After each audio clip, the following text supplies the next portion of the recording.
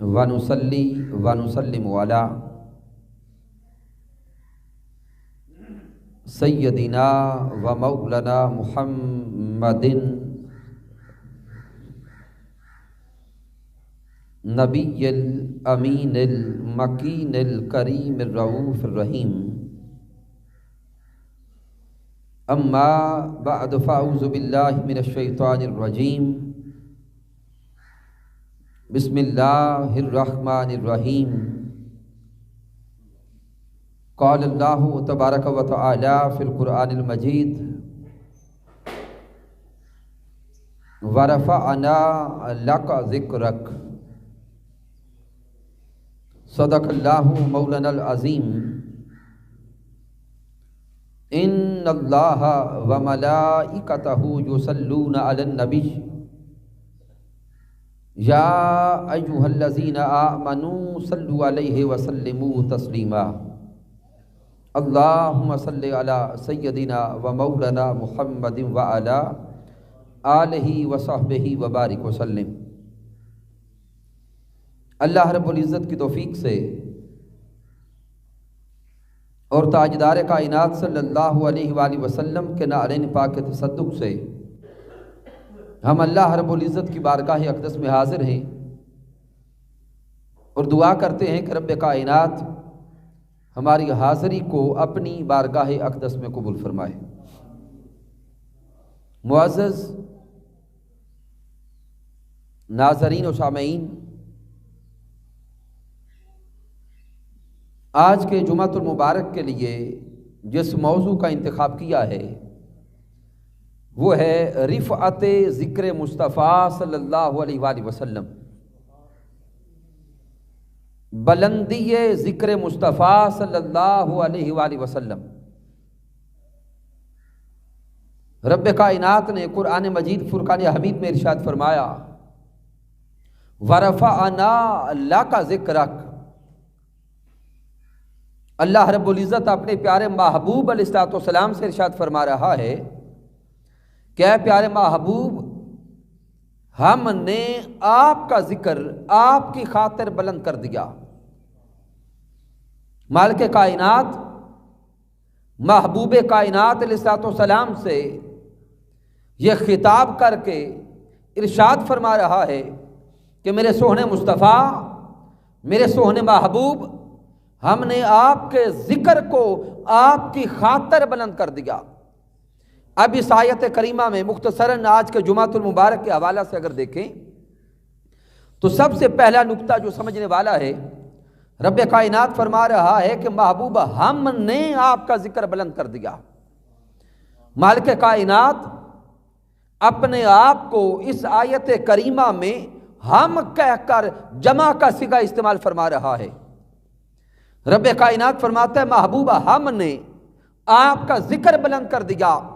اب انسان کے ذہن میں سوال پیدا ہوتا ہے کہ رب کائنات ہمیں تو ابتدا سے بچپن سے یہ بتایا گیا کہ رب کائنات وحدہ لا شریک ہے۔ مولا تو اپنی ذات میں ایک، تو اپنی صفات میں وحدہ لا شریک۔ میرے اللہ تو خالق ہے، تو مالک ہے، تو وحدہ لا شریک ہے۔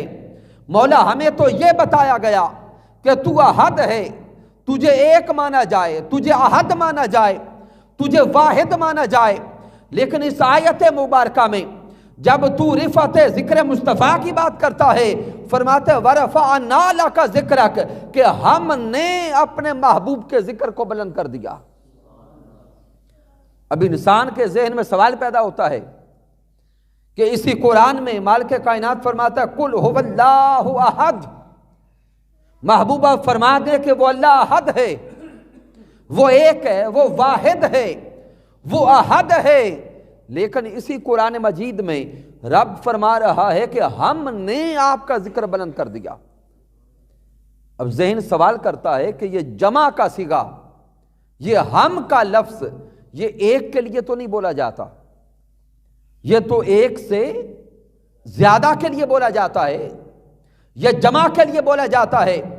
تو رب کائنات نے جب رفعت ذکر مصطفیٰ کی بات کی تو ہم کا صیغہ کیوں استعمال کیا، جمع کا صیغہ کیوں استعمال کیا؟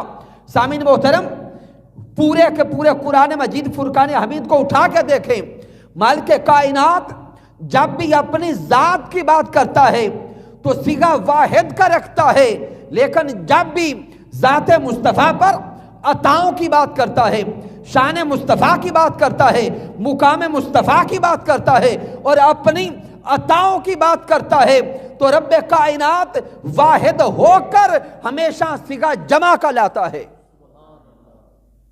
مثال کے طور پہ جب قرآن مجید فرقان حمید کی حفاظت کی بات آئی تو رب کائنات فرماتا ہے اِنَّا نَحْنُ نَزَّلْنَا ذِكْرًا وَإِنَّا لَهُ لَحَافِظُونَ۔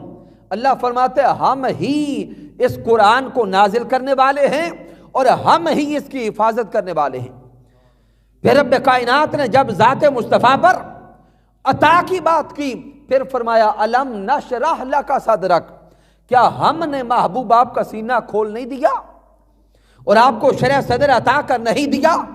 گویا ایک کسوٹی دے رہا ہوں، ایک پیمانہ اور معیار دے رہا ہوں قرآن کا کہ مالک کائنات جب بھی اپنی شان کی بات کرتا ہے، اپنی ذات کی بات کرتا ہے، صیغہ واحد کا لاتا ہے، جب ذات مصطفیٰ پر عطاؤں کی بات کرتا ہے تو صیغہ جمع کا لاتا ہے، خود کو ہم کہتا ہے۔ سوال پیدا ہوا ایسا کیوں کرتا ہے کہ مالک کائنات ہے تو ایک واحد، لیکن جب ذات مصطفیٰ صلی اللہ علیہ وآلہ وسلم پر عطاؤں کی بات کرتا ہے، نوازشات کی بات کرتا ہے تو خود کو جمع کے صیغے میں بیان کیوں کرتا ہے؟ سامعین سوچیں اور سمجھیں، یہ مکہ کا معاشرہ ہے جہاں پر مشرکین بستے ہیں، کفار بستے ہیں، منافقین بستے ہیں۔ پھر اگر مدینہ کی طرف بھی چلے جائیں اور آقا علیہ الصلوۃ والسلام کی پوری زندگی کا مطالعہ کریں تو مدینہ میں بھی منافقین تھے، پھر وہ کفار مشرکین، وہ دشمنان اسلام، وہ آقا علیہ الصلوۃ والسلام کی ذات کو نقصان پہنچانے کا سوچا کرتے، آقا علیہ الصلوۃ والسلام کے ساتھ جنگیں لڑتے۔ تو رب کائنات نے جب بھی آقا علیہ الصلوۃ والسلام کی عظمت اور شان کی بات کی اس میں صیغہ جمع کر رکھا۔ کیوں؟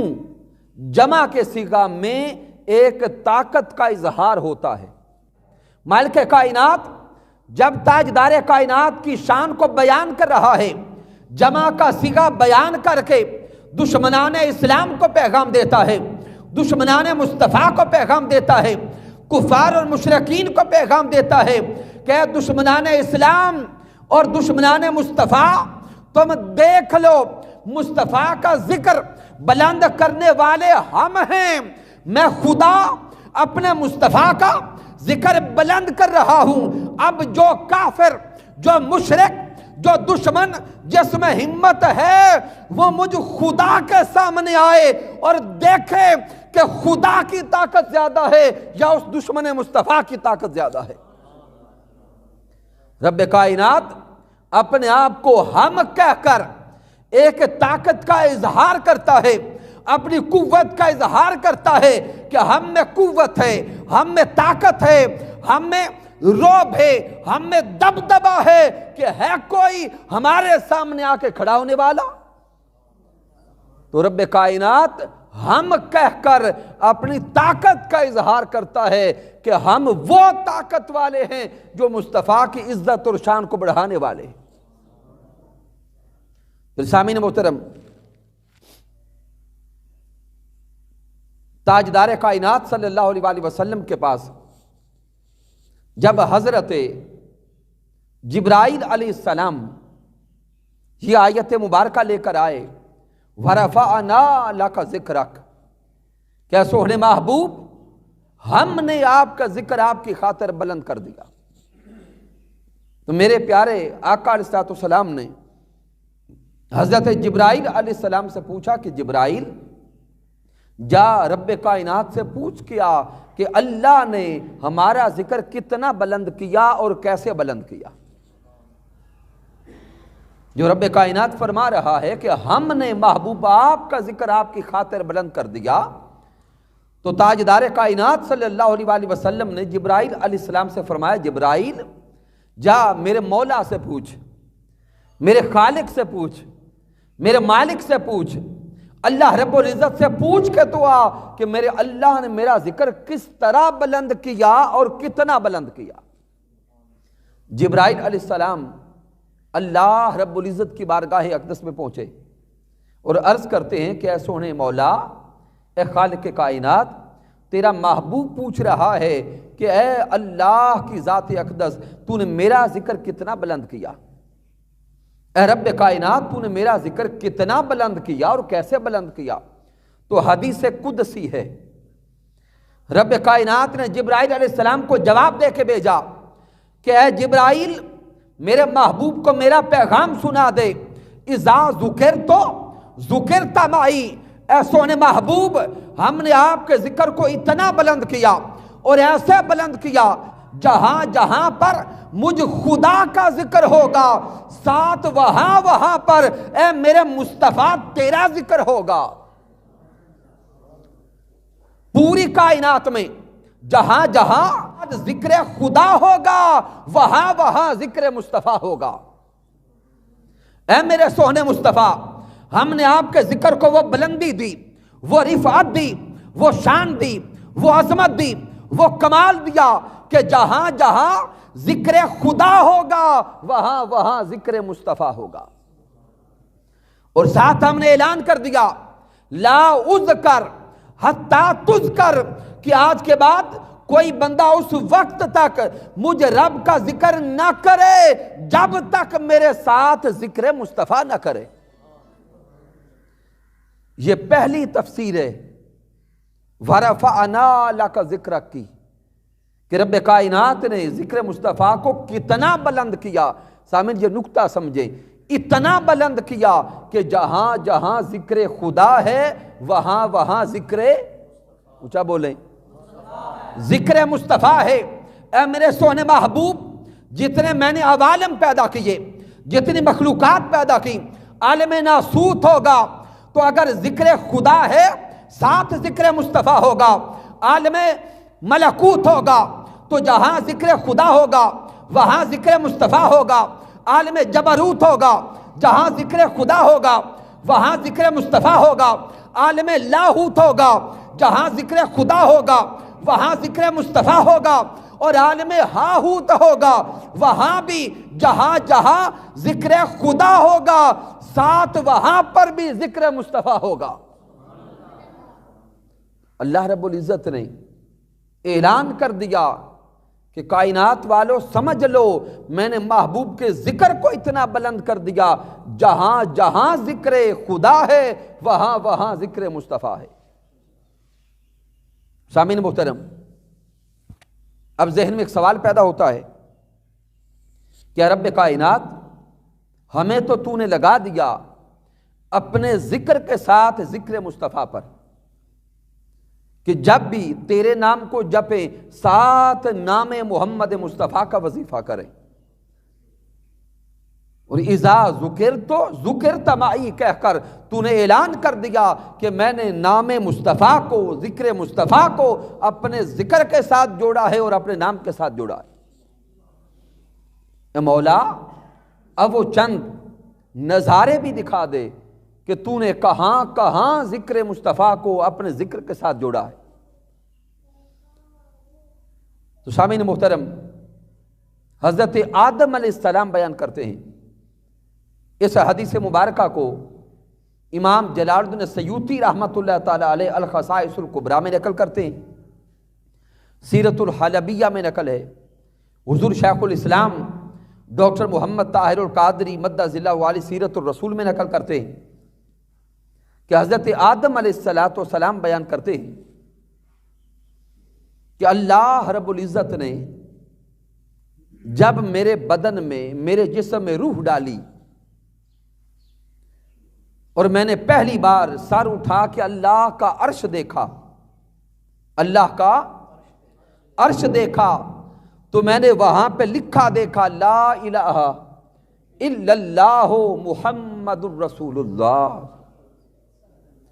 پھر آدم علیہ السلام بیان کرتے ہیں کہ میں جنت میں گیا جنت کے ہر محل کے ہر دروازے پہ لکھا دیکھا لا الہ، اونچا بولیں، الا اللہ محمد الرسول اللہ۔ پھر جنت کے اندر ہر درخت کے ہر پتے پہ لکھا دیکھا لا الہ الا اللہ محمد الرسول اللہ۔ تو آدم علیہ السلام یہ بیان کر کے ہمیں بتا رہے ہیں کہ مالک کائنات جو اعلان کر رہا ہے، ہم نے ذکر مصطفیٰ کو اپنے ذکر کے ساتھ جوڑا ہے۔ مالک کائنات نے صرف آج نہیں جوڑا، جب پہلا انسان تخلیق پایا، پہلا انسان آدم علیہ السلام سر اٹھا کے دیکھ کے کہتے ہیں پہلی نظر جب میری عرش پر پڑی تو عرش پر بھی نام مصطفیٰ نام خدا کے ساتھ اکٹھا لکھا دیکھا۔ تو وہاں بھی اللہ رب العزت نے ذات مصطفیٰ کو اپنی ذات کے ساتھ بولیں جوڑ کے بیان کیا، نام مصطفیٰ کو نام خدا کے ساتھ جوڑ کے بیان کیا۔ پھر سامعین محترم، اس کے بعد کے اگر احوال کو دیکھیں، میں بات کو مختصر کرتا ہوں، ہم مسلمان ہیں، کلمہ طیبہ کو ہی دیکھ لیں کہ رب کائنات نے نام مصطفیٰ کو اپنے نام کے ساتھ کیسے جوڑا ہے۔ لا الہ الا اللہ محمد الرسول اللہ صلی اللہ علیہ وسلم۔ اب کلمہ طیبہ کے دونوں حصوں پہ توجہ کریں۔ لا الہ الا اللہ، اللہ کے سوا کوئی معبود نہیں، محمد الرسول اللہ، محمد صلی اللہ علیہ وآلہ وسلم اللہ کے رسول ہیں۔ ان دونوں کلمات پہ توجہ کریں، دونوں جملوں پہ توجہ کریں، دونوں سینٹنسز پہ توجہ کریں تو سامعین محترم گرامر بتاتی ہے کہ دونوں جملے معنی اور مفہوم کے اعتبار سے الگ الگ مکمل ہیں۔ اللہ کے سوا کوئی عبادت کے لائق نہیں، یہ جملہ گرامر کے اعتبار سے مکمل ہے۔ محمد صلی اللہ علیہ وآلہ وسلم اللہ کے رسول ہیں، یہ جملہ بھی مکمل ہے۔ عربی گرامر کا قاعدہ یہ ہے جب دو جملے، دو سینٹنسز مکمل آ جائیں تو ان کے درمیان فاصلہ پیدا کرنے کے لیے واو کو لگایا جاتا ہے۔ کس کو؟ واو لگاتے ہیں، اس کو واو عاطفہ کہتے ہیں، واو منفصلہ کہتے ہیں، اور اس واو کے آنے سے یہ پتہ چلتا ہے کہ یہ جملہ جدا ہے اور دوسرا جملہ جدا ہے۔ وہ واو آتی ہے فاصلہ پیدا کرنے، جدا کرنے، الگ کرنے۔ ذہن میں سوال آیا کہ گرامر تو کہتی تھی کہ کلمہ طیبہ کے درمیان واو کو لگایا جائے، لیکن اللہ کی محبت مصطفیٰ کا تقاضا یہ تھا کہ واو آئے گی تو وہ جدائی دکھائے گی، واو آئے گی تو وہ الگ دکھائے گی، واو آئے گی تو وہ فاصلہ دکھائے گی، اور دنیا والے یہ فاصلہ سمجھیں گے۔ رب کائنات نے گرامر کے اصول کو ایک طرف رکھ کر واو کو ہٹا دیا کہ دنیا والوں سمجھ لو جملے تو دو جدا مکمل ہیں لیکن ذاتیں جدا نہیں ہیں، نہ خدا مصطفیٰ سے جدا ہے نہ مصطفیٰ خدا سے جدا ہے۔ اذا ذکرتو ذکرت معی، اللہ نے ذکر مصطفیٰ کو بھی اپنے ساتھ جوڑا ہے اور ذات مصطفیٰ کو بھی اپنے ساتھ جوڑا ہے۔ پھر سامعین محترم کلمہ طیبہ کے بعد آذان کی طرف آ جائیں۔ آذان یہ خالصتاً اللہ کی عبادت کی طرف بلانے کے لیے ایک بلاوا ہے۔ آذان کیا ہے؟ اللہ کی عبادت کی طرف بلانے کے لیے ایک صدا ہے، ایک بلاوا ہے جس کا مقصد خاص اللہ کی عبادت ہے۔ اور جب ہم نماز پڑھتے ہیں آغاز میں جو نیت کرتے ہیں تو کیا کہتے ہیں؟ پڑھنے خاص واسطے اللہ تعالیٰ دے۔ تو عبادت میں جو نماز ہے یہ خاص اللہ کے لیے۔ اذان اس نماز کے لیے صدا، اذان اس نماز کے لیے بلاوا، لیکن اسی اذان کے اندر جب اشہد اللہ الہ الا اللہ کہتے ہیں تو اس کے بعد اللہ نے کیا رکھا؟ اشہد ان محمد رسول اللہ، گویا رب کائنات نے اذان کے اندر جہاں پر گواہی دلوائی اپنی ذات کی، اپنی ربوبیت کی، اپنی خدائی کی، اس مولا نے اپنی خدائی کی گواہی کے ساتھ آگے گواہی رکھی ہے ذات مصطفیٰ کی۔ تو اذان میں بھی رب کائنات نے ذکر مصطفیٰ کو اپنے ذکر کے ساتھ ملا دیا، جوڑ دیا۔ پھر سامعین مختصر کرتا ہوں، اب نماز کے اندر آ جائیں۔ نماز جو خالص عبادت ہے اپنی مولا کی، رب کائنات کی۔ اب نماز کیا ہے؟ ہم عبادت میں کھڑے ہو گئے، نیت باندھ لی، تکبیر تحریمہ کہہ کر ہم نے اعلان کر دیا کہ مولا تیرے بغیر، ہر تیرے ما سوا سے، ہر غیر سے ہم نے ناطہ توڑ دیا۔ جب ہم ہاتھ تکبیر تحریمہ کے لیے اٹھاتے ہیں تو گویا ہم اظہار کرتے ہیں مولا تیرے بغیر ہم نے ہر کسی سے ناطہ توڑ دیا، ہر کسی سے ناطہ توڑ دیا۔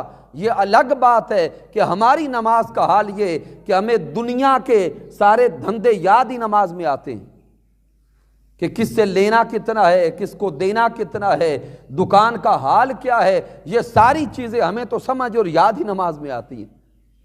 لیکن جو حقیقی نماز ہے اس میں اعلان کرتے ہیں تکبیر تحریمہ کہہ کر مولا تیری ذات کے بغیر ہر کسی سے رشتہ اور ناطہ توڑ دیا۔ اب تکبیر تحریمہ کے بعد ہم قیام کرتے ہیں، ثنا ہے، فاتحہ ہے، پھر تلاوت ہے۔ سامعین محترم، پوری نماز کو اب توجہ میں لاتے جائیں۔ قیام ہو گیا، رکوع ہو گئے، سجود ہو گئے، یہ سارا کچھ بیان ہوا۔ کہیں پہ اللہ کی ثنا کا بیان، کہیں پہ اللہ کی شان کا بیان، کہیں پہ اللہ کی رحمت کا بیان، کہیں پہ اللہ کی عطاؤں کا بیان، کہیں پہ اللہ سے کچھ لینے کا بیان۔ یہ سارا جب بیان کر چکے اور سجدوں میں مناجات کی بھی، سجدوں کے اندر ہم نے اللہ کی بارگاہ میں مناجات بھی کی، سجدوں میں ہم اللہ کی بارگاہ میں گڑ گڑائے بھی، روئے بھی، اللہ سے اللہ کو مانگا، سب کچھ کر کے جب ہم التحیات بیٹھے تو التحیات کیا ہے؟ التحیات للہ والصلوات والطیبات السلام علیکا ایھا النبی۔ جب ہم نماز میں قیام کر چکے، رکوع کر چکے، سجود کر چکے، گویا ساری کی ساری مزدوری جب مکمل کر چکے، اب تحیات بیٹھے اور رب کی بارگاہ میں التجا کی مولا میری نمازیں تیرے لیے، میرے روزے تیرے لیے، میری عبادت تیرے لیے، میرا اٹھنا تیرے لیے، بیٹھنا تیرے لیے، سونا تیرے لیے، جاگنا تیرے لیے، مولا میری زندگی کا ایک ایک لمحہ تیرے لیے ہے۔ جب ہم یہ سب کچھ رب کی بارگاہ میں پیش کر چکے، اب رب کہتا ہے میری ثنا کرنے والوں یہ قبول تب کروں گا جب پہلے میرے مصطفیٰ پہ سلام بھیجو گے۔ آیا سامعین محترم، ایک مزدور مزدوری کرتا ہے اور جب مزدوری کے مکمل ہونے کا وقت آتا ہے تو مزدور کے ذہن میں خیال ہوتا ہے کہ اب اجرت ملے گی، اب محنت کا پھل ملے گا، اب مجھے مزدوری ملے گی۔ سارا دن محنت کی، نماز کو بھی ایک مزدوری سمجھیں، اللہ کی بارگاہ میں جھکنا بھی مزدوری ہے، قیام کرنا، پھر رکوع کرنا، پھر سجود کرنا۔ جب یہ سب کچھ انسان مکمل کرتا ہے اور مکمل ہونے کے قریب جاتا ہے، اب بندہ سوچتا ہے کہ مولا کی رضا نصیب ہوگی، اللہ کی رضا نصیب ہوگی، اللہ کا قرب نصیب ہوگا، اللہ کی معرفت نصیب ہوگی، اور بندہ رب کی بارگاہ میں التحیات بیٹھ کر اپنے آپ کو گھٹیا پیش کرتا ہے، اپنے آپ کو محتاج پیش کر کے کہتا ہے مولا سب کچھ تیرے نام، میرا اٹھنا بھی تیرے نام، میرا بیٹھنا بھی تیرے نام، میرا سونا بھی تیرے نام، میرا جاگنا بھی تیرے نام، میری نمازیں تیرے نام، میرے روزے تیرے نام۔ یہ سب کچھ جب کہتا ہے تو سوچ رہا ہوتا ہے اب مولا راضی ہو کر اپنا قرب دے گا، معرفت دے گا، رضا دے گا۔ رب کی طرف سے جواب آتا ہے، بندے میری رضا کی طلب رکھنے والے، میں راضی تب ہوں گا السلام علیکہ کہہ کر پہلے میرے مصطفیٰ پہ سلام تو بھیج۔ تو سامعین محترم، وہ نماز جو خالص اللہ کی عبادت تھی، اس میں بھی اللہ رب العزت نے ذکر مصطفیٰ کو، سلام مصطفیٰ کو، نام مصطفیٰ کو اپنے نام کے ساتھ بولیں ملا دیا، جوڑ دیا رب کائنات۔ تو یہ رب کائنات نے جو تاجدار کائنات صلی اللہ علیہ وآلہ وسلم سے وعدہ کیا اور اعلان فرمایا، وَرَفَعْنَا لَكَ ذِكْرَكَ، محبوب ہم نے آپ کے ذکر کو آپ کی خاطر بلند کر دیا۔ جب میرے محبوب نے پوچھا مولا کتنا بلند کیا، مولا کیسے بلند کیا، تو اللہ نے جواب کیا بھیجا، اذا ذکرت ذکرت معی، سوہنے مصطفیٰ ہم نے تیرے ذکر کو اتنا بلند کیا، اتنا عرفہ کیا، اتنا اعلیٰ کیا، جہاں جہاں پر بھی مجھ خدا کا ذکر ہوگا ساتھ سوہنے مصطفیٰ تیرا ذکر ہوگا۔ یہ وَرَفَعْنَا لَكَ ذِكْرَكَ کی صرف ایک تفسیر میں نے بیان کی۔ اس سے اگلی تفاسیر کی طرف اگر جائیں تو نہ وقت بچتا ہے اور نہ ہی یہ آپ احباب ابھی اتنی دیر بیٹھنے کا سوچ سکیں گے۔ یہ ہو سکتا ہے کہ آگے تو یقیناً یہ پورا مہینہ شاید میں نہ آ سکوں، لیکن جب بھی آنا ہوگا تو یہ ایک موضوع چل پڑا ہے وَرَفَعْنَا لَكَ ذِكْرَكَ کا۔ تو اللہ رب العزت نے چاہا جتنے جمعے بھی ہمارے یہ لگ گئے تو انشاءاللہ تعالی یہ ذکر مصطفیٰ صلی اللہ علیہ وآلہ وسلم کی بلندی اور رفعت کو ہم آہستہ آہستہ انشاءاللہ تعالی بیان کرتے جائیں گے۔ رب کائنات ہماری اس کوشش کو، ہماری اس کاوش کو، ہماری حاضری کو اپنی بارگاہ اقدس میں اور اپنی آل کی بارگاہ اقدس میں قبول و منظور فرمائے۔ کی محمد سے وفا تو نے تو ہم تیرے ہیں، یہ جہاں چیز ہے کیا لوح و قلم تیرے ہیں، وما علینا الا البلاغ۔